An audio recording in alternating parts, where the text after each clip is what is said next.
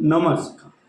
मी गणेश तुकाराम शिंदे आपलं सर्वांचं आपले आहे हे यूट्यूब चॅनल स्वागत करतो. धाराशिव जिल्ह्यात गेल्या 2-3 दिवसात राजकारण ढवळून निघालेलं आहे. शिवसेना उद्धव बाळासाहेब ठाकरे पक्षाचे पक्षप्रमुख उद्धव बाळासाहेब ठाकरे यांनी काल जिल्ह्यातील जिल्हा परिषद सदस्य, पंचायत समिती सदस्य आणि नगरसेवक यांना मातोश्रीवर बैठकीसाठी बोलावलं. या बैठकीला बरेच जिप सदस्य, नगरसेवक गैरहजर असल्याचं पण दिसून आलं. पण बैठकीसाठी आमदार कैलास घाडगे पाटील, जिल्हा प्रमुख रणजित ज्ञानेश्वर पाटील आणि इतर पदाधिकारी यांच्याबरोबरच जिपचे काही सदस्य आणि पंचायत समितीचे काही सदस्य उपस्थित होते. मात्र 8ही नगरपालिकेतील बोटावर मोजण्या इतकेच नगरसेवक उपस्थित होते असं चित्र तिथं दिसून आलं असं म्हणतात. काल मग पदाधिकाऱ्यांनी आमदार कैलास घाडगे पाटलांनी पक्षाची जिल्ह्यातील विद्यमान स्थिती उद्धव बाळासाहेब ठाकरे यांना सांगितली. आणि त्याचबरोबर बाहेर माध्यमांशी बोलताना कैलास घाडगे पाटील यांनी मी खासदार ओमप्रकाश भूपालसिंह उर्फ पवनराजे निंबाळकर यांच्यावर कुठलीही कमेंट करणार नाही असं सांगितलं.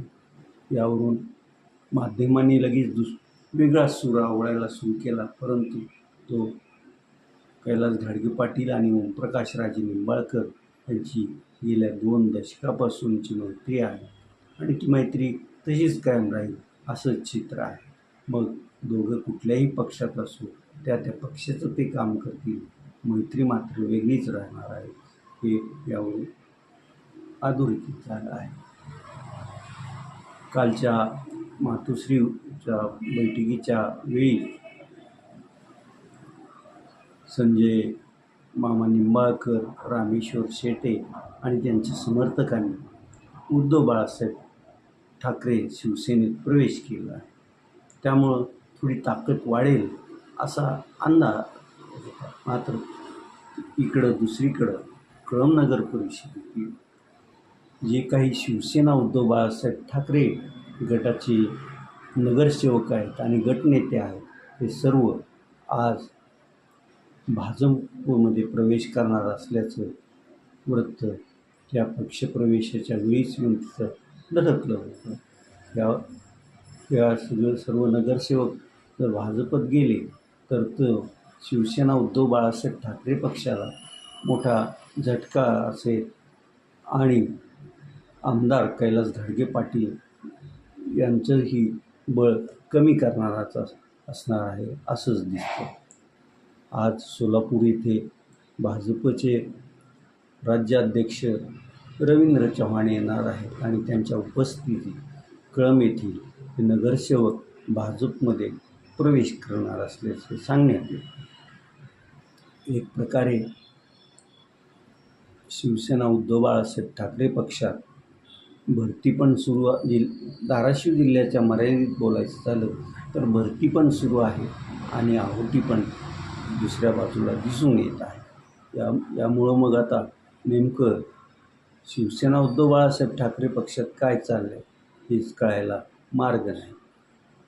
अनेक जण पूर्वी ओमप्रकाश राजे निंबाळकर हे शिवसेना उद्धव बाळासाहेब ठाकरे पक्षात होते आणि त्यांच्याबरोबर अनेकांचे संबंध आहे आणि ज्यांचे चांगले संबंध आहे की पदावर असलेली मंडळी निश्चितच ओमराजे निंबाळकर यांच्याबरोबर शिवसेनेत जाईल असं यांच्या मार्गदर्शनाखाली शिवसेनेत जाईल असं चित्र आहे.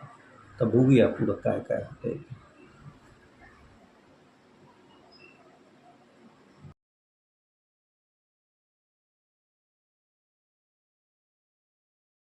ऑगस्टला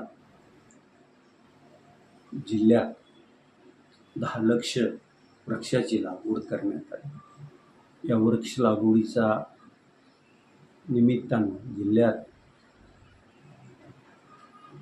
देवराई आणि राज्यात अनेक ठिकाणी तयार करणारे आणि नामवंत सिने अभिनेता असलेले सयाजी शिंदे पण आले होते.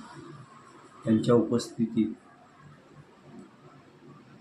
आणि जिल्हाधिकारी कीर्तिकिरण पूजा, खासदार ओमप्रकाश राजेनिंबाळकर यांच्या हस्ते त्या दिवशी वृक्ष लागवड करण्यात आली आहे. त्या निमित्तानं दिवसभर सयाजी शिंदे धाराशिवमध्येच होते आणि वृक्ष लागवडीचा कार्यक्रम संपल्यानंतर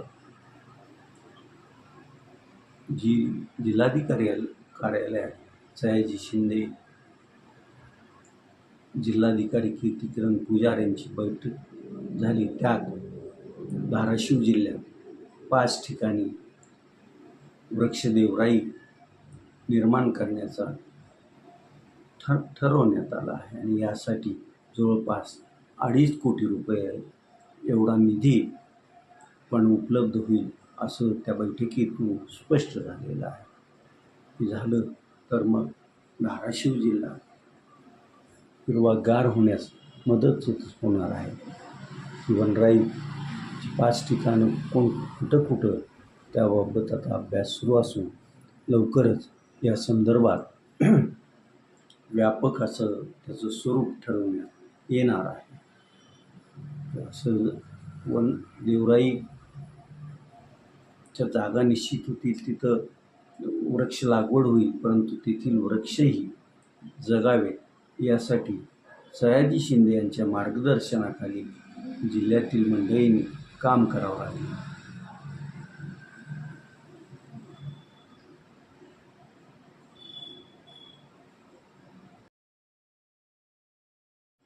सध्या कळंब शहर गाजते ते हाणामाऱ्या MD ड्रग्जची तस्करी आणि शहरात विक्री यामुळे, आणि आता कळंबच्या MD ड्रग्जचं पाळमुळं खोदून काढण्याचं जिल्हा पोलीस अधीक्षक खोकर मॅडम यांनी ठरवलेलं दिसते आणि त्यांच्या मार्गदर्शनाखाली स्थानिक गुन्हे अन्वेषण शाखा त्याचबरोबर कळंब पोलीस स्टेशन आता जोमानं कामाला लागलेली आहे.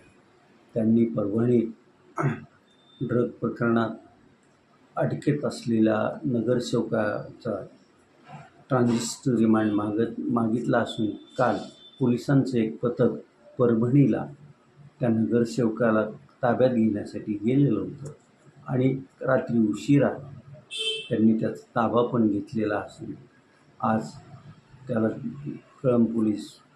कळंबमध्ये आणतील आणि न्यायालयासमोर उभा करतील असंच दिसते. आत्तापर्यंत कळंबच्या ड्रग विक्री आणि तस्करी संदर्भात 6 जणांना ताब्यात घेतलेलं असून या ड्रग तस्करी पुणे, बीड, संभाजीनगर आदी कनेक्शन पोलिसांच्या तपासात पुढे येत आहे आणि या ड्रग तस्करीला खरा कुणाचा राजाश्रय किंवा आश्रय आहे हे सुद्धा आता पोलिसांनी तपासात पुढं आणलं पाहिजे. तरच कळंबमध्ये फोफावणारा हा ड्रग विक्रीचा आणि तस्करीचा व्यवसाय संपुष्टात येईल, नाहीतर मात्र तो परत सुरूच असल्याचं आपल्याला दिसून येणार आहे. आता आपण इथंच थांबूयात. तुम्ही आपल्या YouTube चॅनल सबस्क्राईब करा, लाईक करा आणि कमेंट्स बनवा. धन्यवाद.